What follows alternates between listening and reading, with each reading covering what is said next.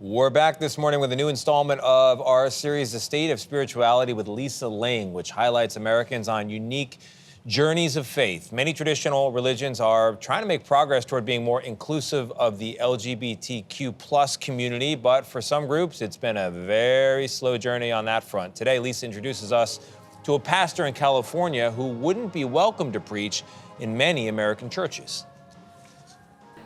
Each player spins the spinner. Drew Stever says his life is pretty average. We play board games and we garden and we make art and we have to remind our kids 12 times to pick up the socks in their bedroom.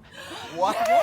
He and his partner Hazel live in Southern California with their 3 kids and 2 dogs. Hazel always tells me like I'm her boring white guy. But you haven't always been a boring white guy. No, I haven't always been. Jesus is asking the people around him, where do you stand? Stever is a transgender man, and he's also an ordained minister in the evangelical Lutheran Church in America. Do we stand on the side of fear and hate? Or do we stand on the side of curiosity and awe? Some Christian denominations have evolved to be more inclusive of the LGBTQ plus community, but the acceptance of trans clergy has been much slower. According to Pew Research, the majority of Christians still feel whether a person is a man or a woman is determined by their sex assigned at birth. Do you believe that the Lutheran Church is a safe place for queer people? It is trying so hard.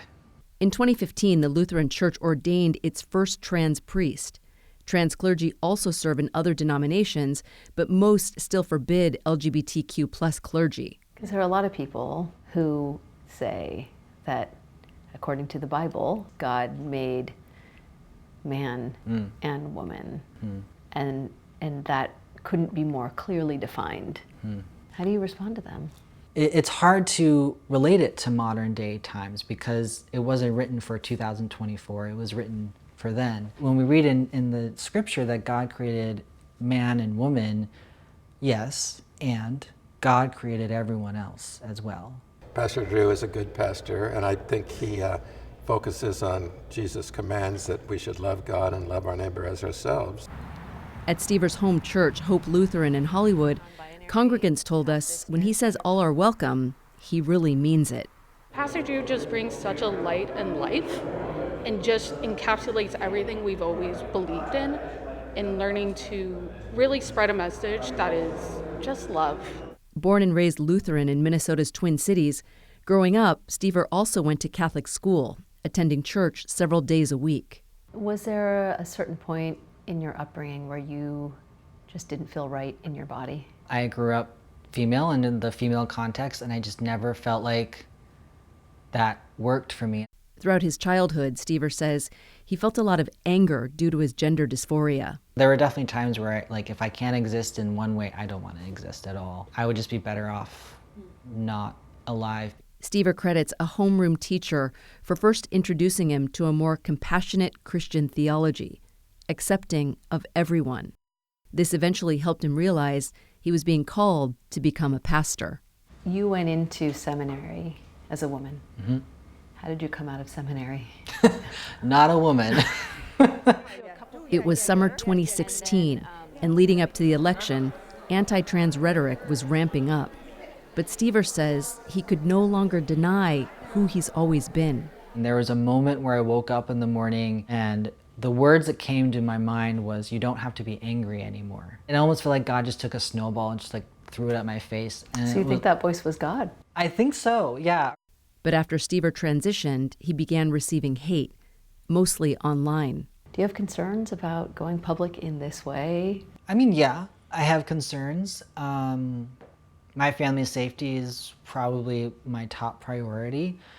And I believe that for those who need to hear will hear. Folks want to just cookie cutter everything. Stever's spouse, Hazel, who is also a Lutheran pastor, knows firsthand the discrimination many can face in church.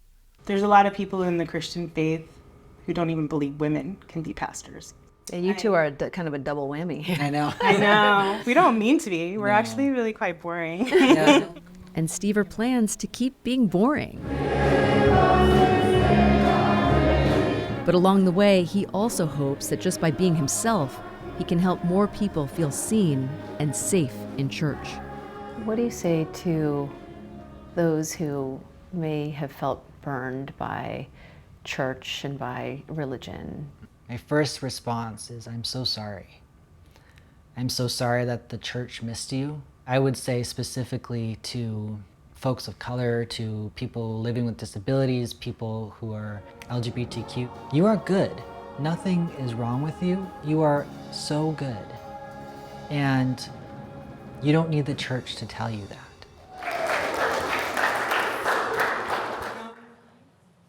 Pastor Drew has had a pride flag hanging outside of Hope Lutheran, and shortly after we filmed there, someone ripped down the flag and damaged it. The flag, though, is back up, and he told us he is, quote, not deterred by one person's small worldview. I think that's the way to look at it. I mean, one person did that, and the community, though, says otherwise. It's interesting that the stories about being seen. I think you allow people to be seen in such a particular way because when you sit in front of them, you're seeing them. You have such presence in these stories, and it really comes across. Thank you, Tony. Yeah. Thank you so much for this series. We think it's fantastic. I do too. Amazing. I love the Powerful comment, those experience. who need to hear will hear. Yeah, and you are good, which is Yes. the message that the church should be preaching to its congregants. Love your neighbor.